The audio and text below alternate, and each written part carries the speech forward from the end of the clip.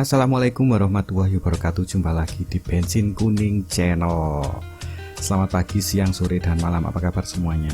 Kali ini kita akan membahas tentang Mitsubishi Outlander PHEV. Iya bener, PHEV pokoknya. Saya ambil dari channelnya Mitsubishi Motor in the UK. Jadi ini perkenalan di Mitsubishi Outlander PHEV tadi. Bismillahirrahmanirrahim. Back in 2014, Mitsubishi created a truly remarkable and unique car. A large SUV with plenty of space, practicality and an advanced four-wheel drive system based on their years of off-road and rallying experience. Mitsubishi undoubtedly make great cars, but what made this car really special was the method of propulsion. The car was the Mitsubishi Outlander PHEV, or plug-in hybrid electric vehicle, and it was the world's first large four-wheel drive SUV with advanced plug-in hybrid technology.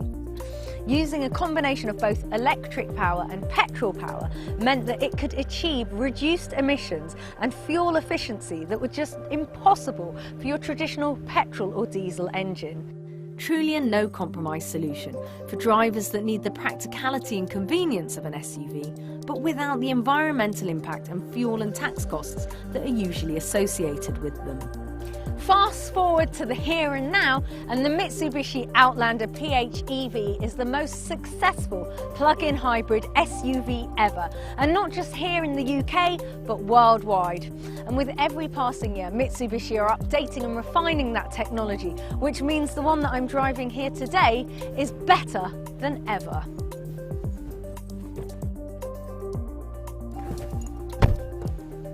The technology may be advanced, but the reason why the Outlander PHEV is so successful is that it just doesn't get in the way of your driving. You can drive like any other car and let the clever technology do all the work for you. Or if you want, you can take control and let the more advanced features ensure that you get the best possible performance.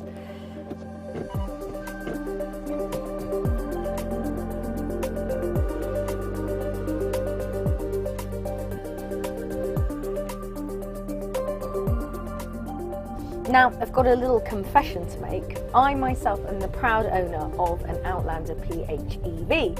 So I thought it'd be rather cool if I give you a little overview of some of the best features and how to operate your PHEV if you're thinking of buying one or you've already got one.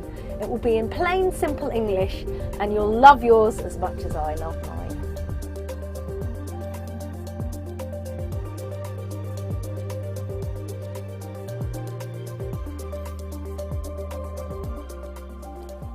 Hybrid vehicles come in many different forms, but lots of them use a compromise system. They use their traditional combustion engines to charge the onboard batteries. Everyday driving uses your traditional engine, with the electric motor only kicking in if extra assistance is required. With electric-only speeds of about 15 miles per hour and a range of only a couple of miles, this means that your capabilities are truly limited, especially with bigger vehicles. The Mitsubishi Outlander PHEV, on the other hand, was always designed first and foremost as an electric vehicle, only using the engine when the main battery is depleted or if you need extra power to get up a longer hill or faster acceleration. This means it's got a much larger battery which uses more power from mains electricity, which is so much more efficient, and more crucially, it's a much cheaper solution than using petrol to charge a battery. With a typical electric-only range of 28 miles, the Outlander PHEV becomes a real money-saving proposition for the majority of us that commute less than 21 miles per day. It costs just over £1 to charge the battery, which is roughly 2/3 the cost of petrol for the same journey. Now here we have our two charge ports. The one on the right is a rapid charge port, which can be used in so many places these days, including most motorway services. It will charge the battery to 80% of its maximum capacity in only 25 minutes. The one on the left uses a dedicated domestic socket and can charge in about 5 hours using the cable that you'll find in the boot. But most clever PHEV owners get a wall-mounted charge socket installed at home, which cuts your charging time down to about 3.5 hours. And what's even better is that it starts automatically as soon as you plug in and cuts off as soon as the battery's full. And you can get a free app so you can charge and check remotely. Okay, so we're in the car and the car is on and also ready to go. The green ready light has flashed up because if you listen, you'll know that it's completely quiet.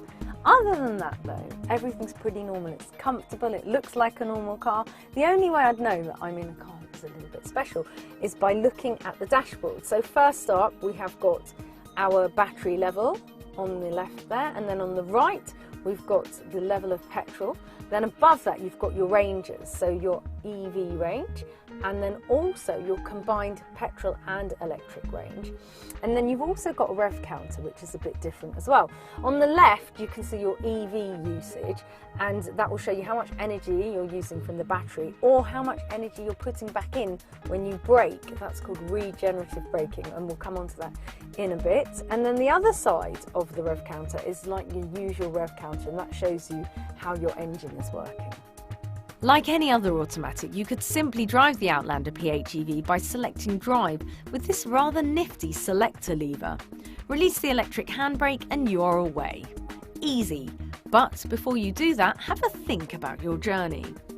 Okay, so let's imagine we're off on a long journey and we're going to go on the motorway. Now it's much more efficient to use the engine for motorway driving, so I'm going to press the battery save button, and that means that I can save my battery usage for when I'm on slower roads or off the motorway. Or maybe your journey is just in town and is less than 28 miles, which means you're better off pressing the EV priority button, and your car will drive electric only, and so you're saving all your petrol. In fact, some people manage to go for months without putting any petrol in the tank. Of course, the car will always use the most efficient combination it can without your input, but it can't quite read your mind about the type of journey you're going to take, at least not yet. EV priority is perfect for journeys like this. If you're just doing the school run or driving to work, it's really cost efficient. You pay nothing on petrol. Plus, as you can tell, it's so quiet. It makes your drive much more relaxing and stress-free.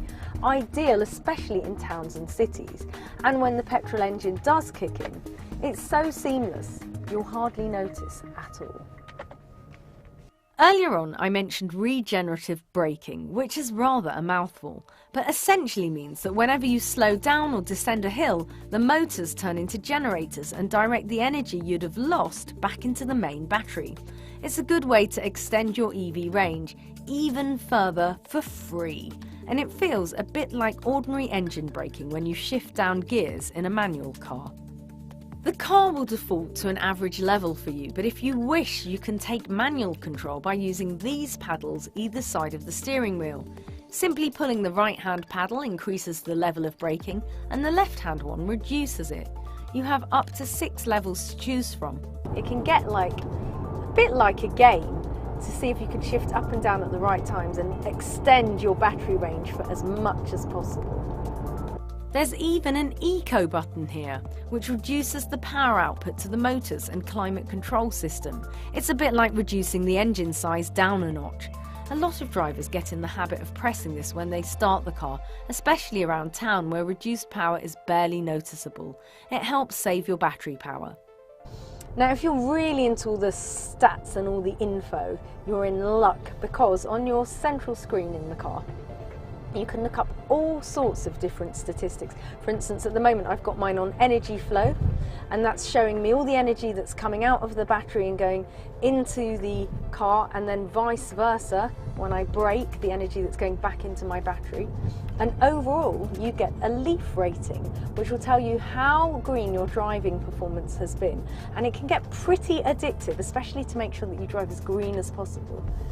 Of course, with all this technology, it's easy to forget that the Outlander PHEV is a proper SUV.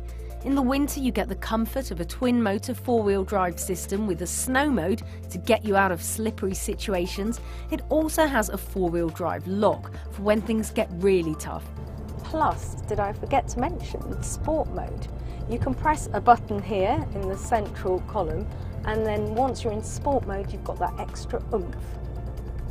And seeing as this is a proper SUV, I should point out that it can tow as well, which is going to be pretty important as we sift away from use of diesel vehicles. So if you're towing really heavy loads, you can put this into battery charge mode, which means that your battery will constantly be topped up from your petrol engine.